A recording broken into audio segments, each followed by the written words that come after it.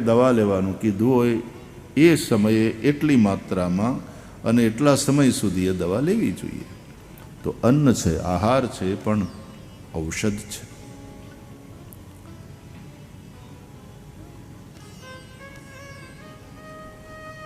કાનને માટે શબ્દ એ આહાર છે, આંખને માટે રૂપ એ આહાર છે, જીહવાને માટે રસ એ આહાર છે, નાસિકાને માટે ગંધ એ આહાર છે, ત્વચાને માટે સ્પર્શ એ આહાર છે. ઇન્દ્રિયો એ પોતાના વિષયરૂપ આહારને ગ્રહણ કરે છે. એકાદશ્યામ નિરાહાર, એકાદશીના દિવસે નિરાહાર રહેવાનો એક અર્થ ભૂખ્યું રહેવું એવો નહીં, પણ ઇન્દ્રિયોને એનો આહાર ના આપવો. એટલે આંખ હવે લૌકિક રૂપને ન જુએ. આજે એકાદશી છે, આજ દ્વારકાનાથના દર્શન કરશું. કાન લૌકિક વાતોને ન સાંભળે, આજ હરિકથા શ્રવણ કરીશું. ફરાળ કરો ને તમે એકાદશી દિવસે, પછી રોટલો દાળ ભાત એવું બધું ન ખવાય. હાવ ભૂખ્યાય ન રહેવાય, એટલે ફરાળ કરે. એમ આંખ્યું જો જોયા વગર રહી જ ન કે એમ હોય તો એને હરિના દર્શન કરાવો. કાન સાંભળ્યા વિના રહી ન શકે એવું હોય તો એને હરિકથા સંભળાવો. જીહવા રસ વિના રહી ન શકે એવું હોય તો જીહવાને કહો, જીહવે પીબસ્વામૃતમેત દેવ ગોવિંદ દામોદર માધવેતી.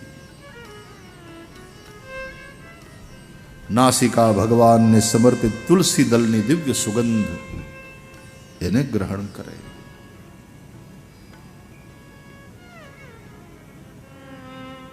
તો ઝાડવા પણ બોલે. પેલો હાથી ખાતો તો એના માટે ઔષધિ હતી. નાસ્તિ મૂલમ અનૌષધમ, કોઈ વનસ્પતિ એવી નથી જે ઔષધિ ના હોય. તો સિંહ થકી જંગલ સુરક્ષિત છે, જંગલ થકી સિંહ સુરક્ષિત છે. ગામડામાં વહી આવે એટલે ગામડા સુરક્ષિત નહીં, અને ઓલા હાવજે સુરક્ષિત નહીં. પણ હવે શું થાય, આપણે જંગલ કાપવા માંડ્યા એટલે એ પછી બહાર નીકળે. હમણાં સિંહની ગણતરી કંઈક ચાલવાની છે ને, ચાલુ કર્યું છે. એટલે મેં કીધું ગીરના જંગલમાં જે સિંહ છે એની તો ગણતરી થશે. ગામડે ગયા છે એ બધાની ગણતરી કરવાની થાય છે. તમારે તો દેવકાની રાજુલાની આજુબાજુ બાવળની કાંટીમાં પડ્યા રહે. મોટરસાયકલ ઉપર જતો હોય ને ગમે ત્યાંથી હાવજ નીકળે. કેમ છો નગા હતા, મજામાં એમ પૂછે. એલા હાવજ. પણ ધીમે ધીમે ભાઈ બંધાઈ થતી જાય છે. तो जंगल थकी शेर सुरक्षित है और शेरों के चलते जंगल सुरक्षित है. हम परस्पर धर्म थकी राजा सुरक्षित और राजा थकी धर्मनी रक्षा. ये सब परस्परावलंबन ऐसा है. तो सुखदेव जी महाराज ने पहला श्लोक में वंदना करी ए विरागी सुखदेव की वंदना है. बीजा श्लोक में वंदना करी ए अनुरागी सुखदेवनी, जे पोताना पिता वेद व्यास पासेथी भागवत भण्या अने पछी परीक्षित वगैरे संसारीओ पर करुणा करी अने जेमणे आ भागवत संभळाव्युं. संसारिणाम करुणयाः पुराण गुह्यम. एवा सुखदेवनी वंदना. नारायणं नमस्कृत्य नरं चैव नरोत्तमं देवीं सरस्वतीं व्यासं ततो जयमुदीरयेत्. ततो जयमुदीरयेत्. भगवान नरनारायण ने वंदन करी, व्यासजी અને સરસ્વતી માતાને પ્રણામ કરીને પછી સુત મહારાજે નૈમિષારણ્યમાં શૌનકાદિ ઋષિઓને ભગવાનની મંગલમયી કથા સંભળાવી. હે મુનિઓ, તમે બહુ સુંદર પ્રશ્ન કર્યા. ભગવાનની કથા વિશે તમે પૂછ્યું છે એટલા માટે આ સંપ્રશ્ન છે. સાંભળો વાલા, જેનું આચરણ કરતા ભગવાનમાં ભક્તિ થાય ને એ ધર્મ સૌથી ઊંચો. આજે દુનિયામાં બધાય ધર્મના લોકો પોતપોતાના ધર્મને સૌથી ઊંચો છે એવું સ્થાપિત કરવાની કોશિશ કરે છે, પણ ભાગવત એનો જવાબ આપે. કયો ધર્મ ઊંચો? તો કે જેનું આચરણ કરતા પરમાત્મા પ્રત્યે ભક્તિ થાય, પ્રેમ થાય. અને પરમાત્મા એ કોઈ સાતમા આસમાનમાં બેઠો નથી, એ સૌના હૃદયમાં બેઠેલો. કલેક્ટિવ કોન્શિયસનેસ અંગ્રેજીમાં જેને કહીએ પરમાત્મા છે. એક વ્યક્તિની અંદર હોય આત્મા, સૌમાં બેઠો. સબ ઘટ મેરો સાઈયા, ખાલી ઘટ નહીં કોઈ. અને માત્ર મનુષ્યની વાત નથી, પ્રાણી માત્રમાં એ છે. એના માટે પ્રેમ કરાવે એનું નામ ઊંચો ધર્મ. હવે આવી રીતે જો પ્રાણી માત્ર પ્રત્યે પ્રેમ કરાવે એ જ ઊંચો ધર્મ કહેવાતો હોય ભાગવત અનુસાર, તો આતંકવાદીને શું કહીશું? એ ધર્મ પૂછી પૂછીને ગોળીઓ મારે એને શું કહીશું? અને એ ધર્મને શું કહીશું? ધર્મને સમજાવનારા અને ધર્મને સમજનારા ભૂલ કરે છે.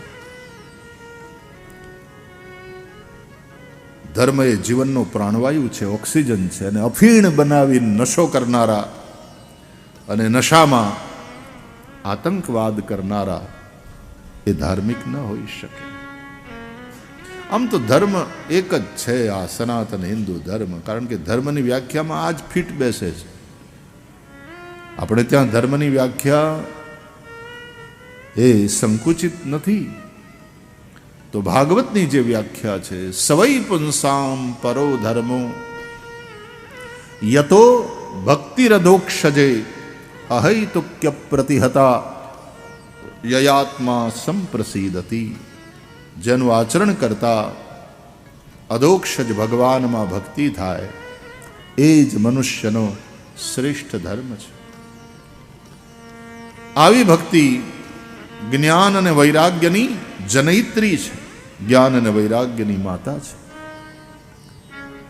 એ ભક્તિને કારણે જ ભગવાનનો અવતાર થાય છે. નિર્ગુણ નિરાકાર ભક્તોની ભક્તિને વશીભૂત થઈ સગુણ સાકાર બને છે. જેમ વાયુમાંથી પ્રવાહી ઓક્સિજન અને હાઇડ્રોજન એનું કોમ્બિનેશન થાય તો પાણી બને, H2O. કેમિસ્ટ્રીમાં એનું સૂત્ર છે. હાઇડ્રોજનના 2 અણુ અને ઓક્સિજનનો 1 અણુ એ ભેગા થઈને પાણી બનાવે, એટલે એને H2O એવું કહે છે. અને એના એ પાણીને તમે એટલું બધું ઠંડુ કરો કે 0 નીચે ટેમ્પરેચર જાય એટલે પાણી ફ્રીઝ થઈ જાય, જામી જાય, બરફ થઈ જાય. પણ પાણી હોય કે બરફ, તત્વની દ્રષ્ટિએ તો કોઈ ભેદ નથી ને. એમ જે નિર્ગુણ નિરાકાર પરબ્રહ્મ પરમાત્મા છે એ જ ભક્તોની ભક્તિને વશીભૂત થઈ અને સગુણ સાકાર બને. નિર્ગુણમાંથી સગુણ બને, નિરાકારમાંથી સાકાર બને. અગુણ નહીં સગુણ નહીં, નહીં કછુ ભેદા. અગુણ સગુણ દુઈ બ્રહ્મ સ્વરૂપા. નિર્ગુણ સગુણ બંને બ્રહ્મ સ્વરૂપ જ છે. એવા ભગવાનના 24 અવતાર થયા એની કથા ભાગવતમાં છે. સુત મહારાજ કથા સંભળાવે છે કે ભગવાન પહેલો અવતાર સનત કુમાર, કૌમાર સર્ગ છે આપણે ત્યાં અલગ અલગ.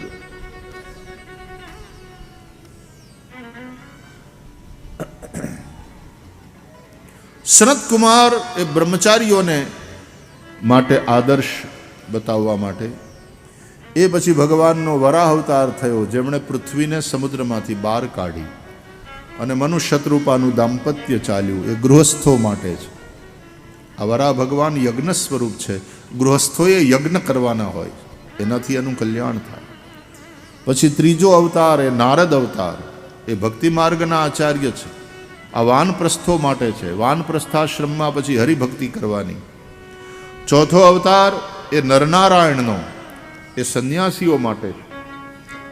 નરનારાયણ ક્યાં બિરાજે છે? બદ્રિકાશ્રમમાં, હિમાલયમાં ઠેઠ ન્યા બદ્રી સુધી લાંબુ થવું પડે 4 ધામની જાત્રામાં. ત્યાં ભગવાન નરનારાયણ તપ કરે છે.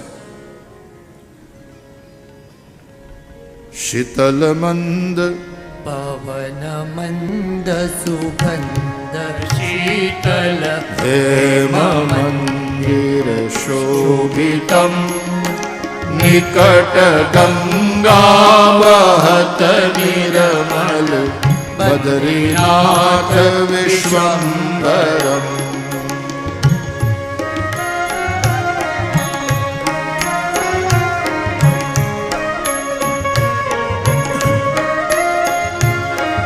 હમણાં બદ્રીનાથના પટ ખુલી ગયા, કેદારના 4 ધામના પટ ખુલ્યા, જાત્રા ચાલુ થઈ ગઈ. શેષ સુમિરત ભરત નિષદિન ધ્યાન ધરત મહેશ્વરમ શ્રી વેદ બ્રહ્મા કરત સ્તુતિ શ્રી બદ્રીનાથ વિશ્વંભરમ.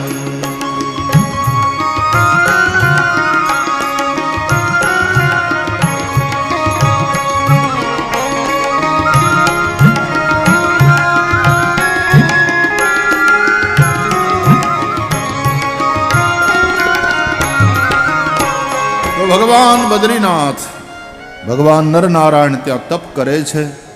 એ સંન્યાસીઓને માટે આરાધ્ય છે. આ ચોથો અવતાર. 5મો અવતાર તે ભગવાન કપિલ, સાંખ્ય શાસ્ત્રના આચાર્ય. 6ઠો અવતાર અત્રિ અનસુયાને ત્યાં દત્ત ભગવાન, એમણે પ્રહલાદને, અલર્કને, યદુને જ્ઞાનોપદેશ કર્યો. 7મો અવતાર રુચિ ઋષિને ત્યાં આકુતિ માતાથી ભગવાન યજ્ઞનારાયણ પ્રગટ થયા, દક્ષિણા સમેત. એ કર્મ માર્ગને પ્રશસ્ત કરનારા છે. 8મો અવતાર નાભી રાજાને ત્યાં માતા મેરુદેવીથી ભગવાન ઋષભદેવ પ્રગટ થયા. એ જૈનોમાં પ્રથમ તીર્થંકર ગણાય છે. વૈષ્ણવો એને 8મો અવતાર કહે છે અને નિવૃત્તિ માર્ગને બતાવનારા છે. 9મો અવતાર ભગવાન પૃથુનો, રાજાના ધર્મ શું તે સંસારને સમજાવ્યું. 10મો અવતાર એ મત્સ્યનારાયણ. 11મો અવતાર કૂર્મ અવતાર. 12મો ધન્વંતરી અને 13મો મોહિની. ધન્વંતરી બની સમુદ્ર મંથન વખતે અમૃત કુંભ લઈ પ્રગટ થયા અને 13મો મોહિની અવતાર, એમાં દૈત્યોને છેતરીને ભગવાને દેવોને મોહિની બનીને અમૃત પાયું. આ બધા અવતાર સમુદ્ર મંથન સમયે થયા. 14દશમ નારસિંહમ, 14મો અવતાર એ નરસિંહ ભગવાન. ભક્ત પ્રહલાદની રક્ષા કરી હિરણ્યકશિપુનો ઉદ્ધાર કર્યો. 15દશમ વામનકમ, 15મો અવતાર એ વામન ભગવાન. બલિરાજાને ત્યાં યજ્ઞમાં ગયા, 3 ડગલા પૃથ્વી માગી. બલિએ સંકલ્પ કર્યો, ભગવાન લેવા બેઠા ત્યારે વામનમાંથી થયા વિરાટ. 2 ડગલામાં બલિનું બધું લઈ લીધું, 3જા ડગલામાં બલિને લઈ લીધો. બલિની પાસેથી જે લઈ લીધું એ ઇન્દ્રને સોંપ્યું, ઇન્દ્રને આપી દીધું, અને બલિને લઈ લીધો એને પોતાની પાસે રાખ્યો. એટલે બલિરાજા રાજી બહુ થયા. ગમે ને એ માણસ પોતાની પાસે રાખે, નકામનું હોય દઈ દે કોકને કે મારે કંઈ કામનું નથી ભાઈ, તું લઈ જા. એમ ભગવાને સ્વર્ગનું પૃથ્વીનું જે રાજ હતું એ તો ઇન્દ્રને દઈ દીધું, પણ બલિને પોતાની પાસે રાખ્યો. એનો મતલબ બલિ ગમે છે ભગવાનને. એટલે બલિને એમ થયું કે હું ગમું છું, મને ભગવાનનું સાનિધ્ય મળ્યું. એટલે ઇન્દ્ર પણ રાજી, પણ એના કરતા બલિ રાજા વધારે રાજી. इंद्र ने कहूँ, इंद्र तुझे तो भगवान से कुछ मिला, लेकिन मुझे तो भगवान खुद मिले, तेरे से मैं ज्यादा फायदे में हूं. भक्त ने भगवान सिवाय बीजू शू जोईए. आ भगवान नो वामन अवतार. 16मा अवतारे भगवान परशुराम बन्या. હમણાં જ પરશુરામ ભગવાનની જયંતિ ગઈ. હૈ હૈ નામના વંશના અધર્મી ક્ષત્રિયોનો નાશ કર્યો. પરશુરામ એટલે ક્ષત્રિયોના બધાના દુશ્મન એવું નહીં, પણ જે અધર્મી છે, જે અન્યાય કરે છે, જે પ્રજાને પીડે છે, એવા શાસકોને ભગવાન પરશુરામે દંડ આપ્યો. એ ભગવાનનો આવેશ અવતાર છે. પછી 17મો અવતાર એ જ્ઞાનાવતાર છે, વ્યાસ અવતાર. વ્યાસના અર્થ રૂપમાં વેદોને વ્યવસ્થિત કર્યા, વેદ પરંપરા ચલાવી, પુરાણો રચ્યા અને આ રીતે ધર્મનો પ્રચાર પ્રસાર કર્યો. 18મો અવતાર એ રામ અવતાર. એ ધર્મનું પાલન કરીને ભગવાને દેખાડ્યું, એટલે રામ ધર્મની મૂર્તિ કહેવાયા. રામો વિગ્રહવાન ધર્મ. 19 અને 20મો અવતાર એ યદુવંશમાં બલભદ્ર અને શ્રી કૃષ્ણના રૂપે ભગવાન પ્રગટ થયા. 21મો બુદ્ધ, 22મો કલ્કી થશે.